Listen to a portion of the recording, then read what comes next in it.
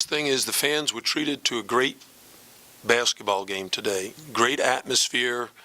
The arena at 11 o'clock in the morning, my guess is normally empty, but today it was packed.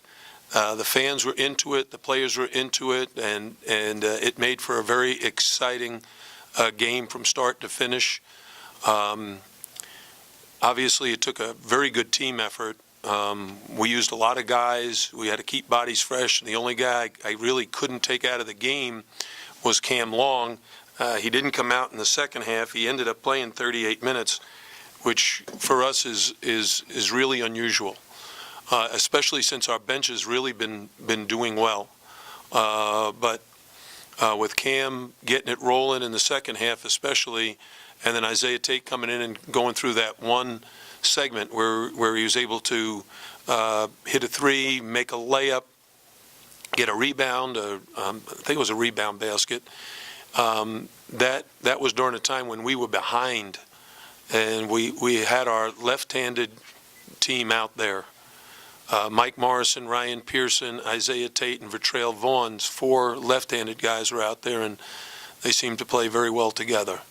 If you don't get that run at that point, could you see it kind of spiraling down and Jamie maybe pulling away?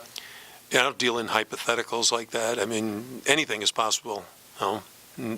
When you're playing a game with kids who are 18 to 22 years old, there's the only thing that's predictable is the unpredictability. And in this particular case, we played very well during that stretch, and I think our guys really got a shot of adrenaline and a shot of confidence from that run we made. What did you see in Cam in the second half tonight? Maybe it was a little bit different. You know, I thought right from the very beginning, sometimes there are things that create opportunities. The way a team plays defense, the way your team finds you at the right time. I said it so many times last year, you know, oftentimes Cam would be open and we wouldn't find him until it was too late, and then he'd have to take a more difficult shot. Tonight, and has been consistent throughout the season, the guys have really been focused on finding the open man. And we didn't do it as well during this game as we've been doing, but Cam and Ike in the second half were able to get shots. Like a lot of Cam shots came off the dribble tonight. That's a little bit unusual for us. So it was nice to see him and Isaiah Tate play so well. They're seniors. They've worked very, very hard to position themselves. I thought their teammates did a really good job of finding them. Bowles was scoring, but it was all away from the basket. Was that the plan? Well, Denzel Bowles is, in my mind, an NBA talent. He can score in so many different ways. He's very good in the low post, scoring or passing. He's very good shooting the perimeter jump shot. He's a good free throw shooter. He's got the whole package offensively, and the only way that we could minimize his effectiveness was first try to keep the ball out of his hands as often as possible, and second, try to get help whenever he did have the ball. And I thought we did that just okay today. I thought he was very effective hitting his jump shot and drawing fouls on us. Luke came out of the game. He was holding his left shoulder. What's his status? What happened?